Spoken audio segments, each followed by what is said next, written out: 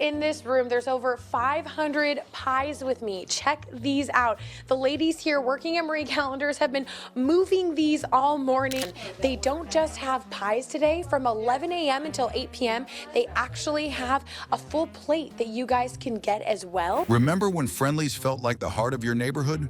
Servers who knew your name, ice cream that tasted handmade, and a menu that seemed endless.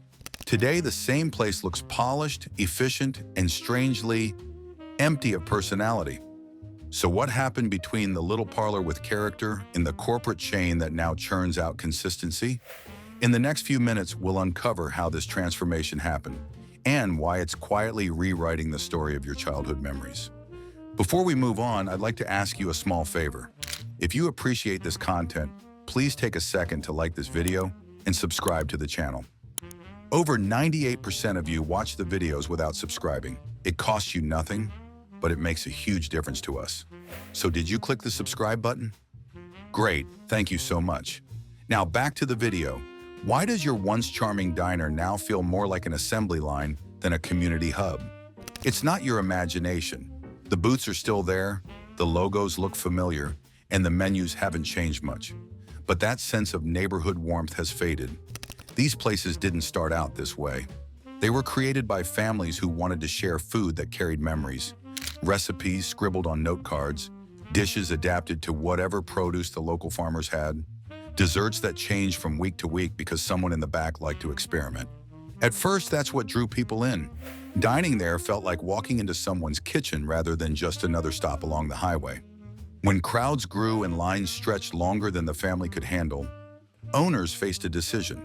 They could keep things small, serving the same loyal crowd, or they could seize the chance to grow with the help of investors, larger supply chains, franchise models, marketing campaigns. The offer promised stability and profit. Friendly's ice cream manufacturing businesses, which is operated by a separate company. And so we, for generations, have tried to bring the spirit of America's farm fresh to consumers. But that choice came with a quiet trade-off. Expansion meant the food had to be controlled, the quirks had to be trimmed down, and the personal touches gave way to systems designed to run anywhere in the country. Take Friendly's, a name many remember as a treat after a Little League game, or a stop for ice cream with friends. In the early days, every location felt unique because workers had room to play. Sundays weren't just menu items, they were little experiments with toppings and flavors. A server might suggest something off-menu, and that small act made you feel like the place was alive. Over time, though, franchise pressure pushed restaurants to present the exact same image in every town. News this morning, FIC Restaurants, the company that owns Friendly's, is filing for Chapter 11 bankruptcy. I mean, it's quite frankly, it's an honor to work at Bob Evans.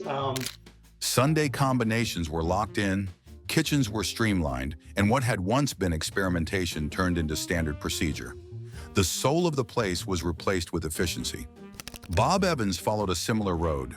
In its earliest form, it leaned into the image of a farmhouse table, biscuits rolled by hand, sausage ground from recipes that echoed backyard family gatherings. It wasn't meant to be grand. It was meant to feel like you were welcome to sit down after a long drive on the interstate and eat food that someone cared enough to prepare slowly. But mass production doesn't leave room for slow. Once the brand expanded, those biscuits came out of factories rather than kitchens, and the word farm began to feel like marketing rather than substance. Even the smell of the dining room shifted, less like baking bread, more like steam tables and prepackaged ingredients. Marie Callender's story brought another twist. In this room, there's over 500 pies with me. Check these out. The ladies here working at Marie Callender's have been moving these all morning. They don't just have pies today. From 11 a.m. until 8 p.m., they actually have a full plate that you guys can get as well. What began as a simple pie shop where the namesake baker served comfort food became a recognizable symbol of warm, sit-down meals. You could walk into her restaurants and see shelves filled with pies cooling, waiting to be served whole to a family who'd come in on a Sunday afternoon. It had charm, Over 1,700 just yesterday sold. 1,700 pies in one day. We actually, as you guys can tell, already have customers here, and they haven't technically even opened yet, but they are working with them. And guess what? They're expecting just about that same amount today, maybe more, anywhere between 1,700. A rhythm rooted in the act of baking. But the appeal of that name didn't stop at restaurant doors. Pies moved into grocery stores, frozen and boxed, and the chain's identity changed. Dining rooms felt more like distribution points than bakeries, and instead of celebrating the unpredictability of fresh pies, the expectation was uniform products in supermarket freezers across the country. What links all of these stories is a formula. Menus locked down, decisions guided by corporate boards, ingredients sourced from centralized suppliers, chosen for cost rather than character.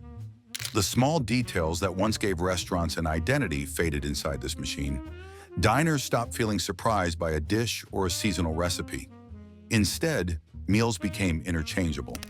The act of sitting down at these places no longer carried the surprise of the local bakery or diner. It carried the predictability of a production line. Losing that magic costs more than nostalgia. It changes how communities gather. When food becomes standardized, so does conversation around it. There's no story about the cook who added something different that morning.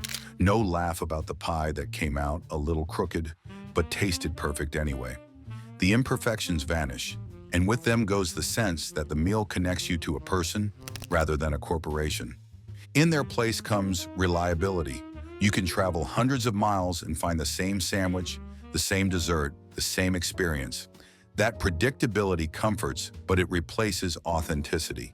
Despite the Chapter 11 bankruptcy, all of Friendly's locations will remain open, according to a company news release.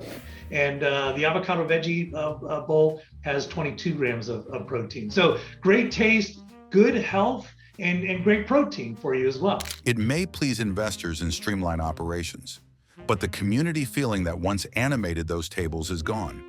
And that brings us to the next stage of the story, where even the most iconic names, places known for pancakes stacked high, buffets designed like feasts, and porches lined with rocking chairs, reshaped dining into formulas designed to be copied endlessly. These chains show how growth strips away the qualities that once made them personal.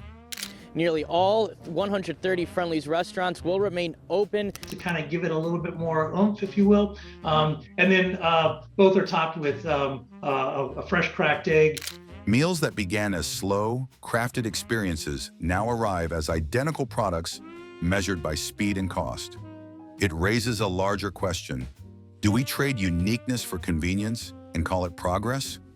Or do we still crave flawed but genuine places where food carries a story? I want to hear from you, especially those who know what standardization feels like from serving in uniform. Is predictability worth more than identity? Share in the comments whether consistency comforts you or if you miss the imperfect charm of home.